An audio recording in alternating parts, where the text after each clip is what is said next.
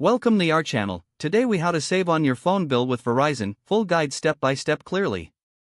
Start by reviewing your current Verizon plan. Log into your Verizon account online or via the app to access your billing information. Check how much you are currently paying each month. Evaluate your usage by looking at your data, talk, and text usage over the past few months. Determine if you are using more or less than what your plan offers. Next, explore Verizon's available plans. Visit the Verizon website or app to view their latest offerings. Compare different plans based on your actual usage. Look for family plans if you have multiple lines. Family plans can often provide significant savings. Consider any promotions Verizon may be offering. Check for special discounts for services bundled with your phone plan. If you are a student or a veteran, look for specific discounts available to you. Once you've identified a suitable plan, contact Verizon customer service.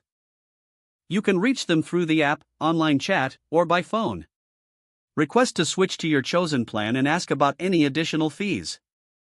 Ensure there are no hidden charges associated with the new plan. If you're out of contract, consider negotiating your rate. Express your interest in switching to a competitor if necessary. Verizon may offer additional discounts to retain you as a customer.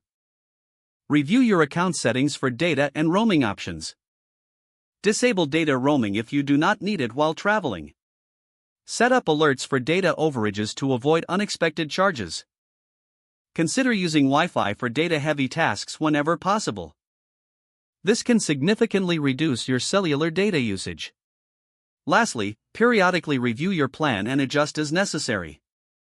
Stay informed on any changes Verizon may implement in their offerings. By following these steps, you can effectively save on your Verizon phone bill. Don't forget to like this video and subscribe to our channel for more step-by-step tech guides.